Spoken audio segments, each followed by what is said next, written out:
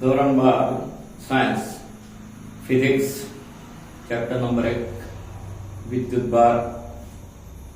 આજે કેટલાક અગત્યના જે ફોર્મ્યુલાઓ સૂત્રો જે સાબિત કરવામાં બોર્ડની પરીક્ષાની અંદર આવે છે તેને લગતો એક માર્ચ 2025 ની પરીક્ષા માટે ઘણો જ અગત્યનું સૂત્ર ધારવા માટેનો એક પ્રશ્ન પૂછાય છે એ આપણે આજે જોઈશું.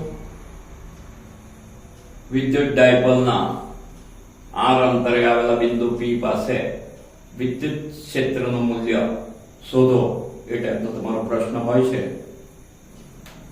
સૌપ્રથમ આપણે આકૃતિ દોરીશું. આ છે વિદ્યુત ડાયપોલ, એક તરફ ઋણ વિદ્યુત ભાર, એક તરફ ધન વિદ્યુત ભાર. આવશે x axis P બિંદુ. P બિંદુ ડાયપોલના મધ્ય બિંદુથી r અંતરે આવેલું છે. ડાયપોલનું મધ્ય બિંદુથી વિદ્યુત ભાર પ્લસ સુધીનું અંતર a, માઈનસ સુધીનું અંતર a. આપણે P બિંદુ પાસે વિદ્યુત ક્ષેત્રની તીવ્રતા શોધવી છે. બિંદુ P x અક્ષ ઉપર ડાયપોલ સાથે સંપર્ક થયેલું છે. ત્યાર પછી ડાયપોલનું મધ્ય બિંદુ એ ઉગમ બિંદુ ઉપર સંપર્ક થયેલું ગણાશે.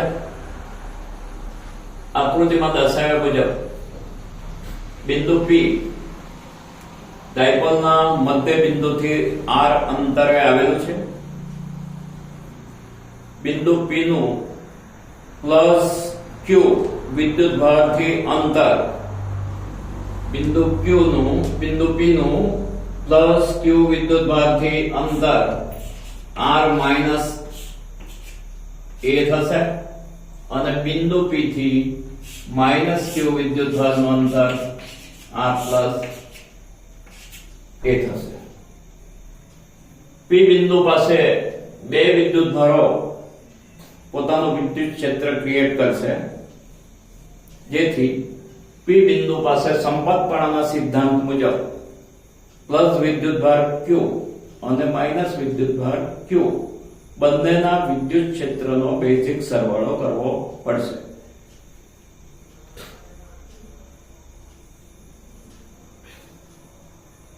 સૌપ્રથમ આપણે વિદ્યુત ભાર પ્લસ Q વડે બિંદુ P પાસે ઉદ્ભવતું વિદ્યુત ક્ષેત્ર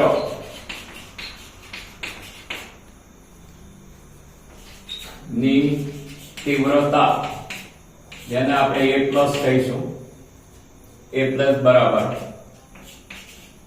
KQ ભાગ્યા r સ્ક્વેર. સૂત્ર મુજબ KQ r આવશે પ્લસ q નું અંતર r માઈનસ a હોવાથી r માઈનસ a વર્ગ નંબર 1 આપીશું.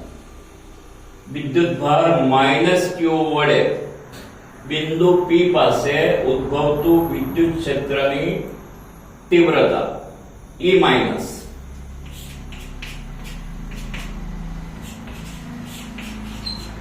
લખીશું અંતર P બિંદુથી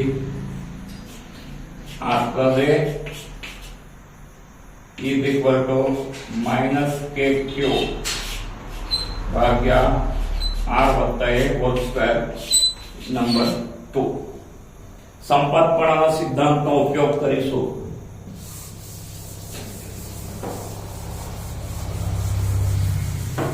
સંપર્કપણાના સિદ્ધાંત મુજબ પરિણામી વિદ્યુત ક્ષેત્ર E બરાબર E plus E minus KQ upon r minus a whole square plus KQ. અહીંયા આવશે minus r plus a whole square. is equal to KQ R minus A whole square minus KQ R plus A whole square. KQ બંને જગ્યાએ હોવાથી આપણે સામાન્ય લઈશું. KQ સામાન્ય લેતા R minus A R plus A whole square is equal to KQ. આપણે લસા લઈશું R minus A whole square R plus A whole square. સરખાવીશું. R minus A છે, R plus A નથી. આપણે અહીંયા R plus A whole square, અહીંયા R minus A નથી, R minus A whole square, R minus A whole square, R plus A whole square minus R minus A whole square is equal to KQ A વત્તા B આખાના વર્ગનું સૂત્રનો આપણે ઉપયોગ કરીશું. એટલે અહીંયા આવશે R સ્ક્વેર વત્તા 2RA વત્તા A square minus R square minus 2RA વત્તા A સ્ક્વેર. બંને હોલ સ્ક્વેર હોવાથી સ્ક્વેર બહાર લખી આપણે RA માઇનસ અને RA પ્લસ લખીશું. is equal to KQ કૌંસ છોડી નાખતા R સ્ક્વેર વત્તા 2RA વત્તા A square minus R square વત્તા 2RA ઓછા A સ્ક્વેર ભાગ્યા RA minus A R plus A R square minus A square અને બહાર વર્ગ. હવે R સ્ક્વેર કેન્સલ થશે, A સ્ક્વેર કેન્સલ થશે એટલે રહેશે KQ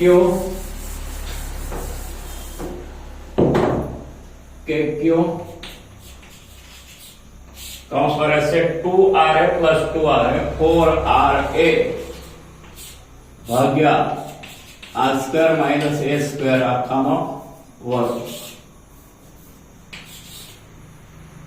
is equal to એટલે આપણે આગળ લઈ જઈશું એટલે 4KQ RA ભાગ્યા R square minus A square નો વર્ગ.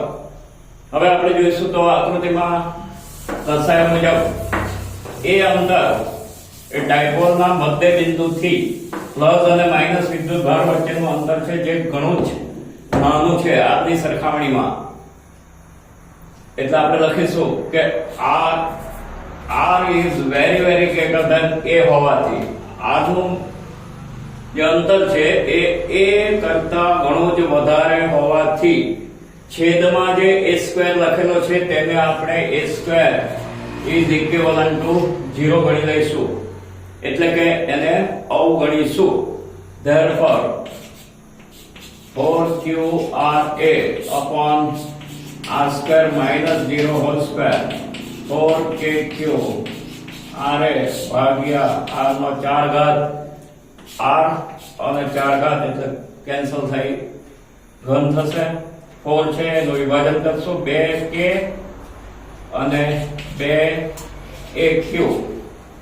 4 છે 2 દુ 4, K ના K છે, A ના A છે, Q ના Q છે. ફક્ત એરેન્જમેન્ટ કર્યું છે. P is equal to 2AQ ફોર્મ્યુલાનો ઉપયોગ કરવા માટે આપણે એરેન્જમેન્ટ કરેલું છે અને ભાગ્યા R ઘન 2AQ is equal to P dipole charge માત્રા E. એટલે આ તમારું પરિણામી વિદ્યુત ક્ષેત્ર ડાયપોલના અક્ષ ઉપર P બિંદુએ પરિણામી વિદ્યુત ક્ષેત્ર મેળવવા માટેનું સૂત્ર થશે E is equal to 2kP ભાગ્યા R ઘન.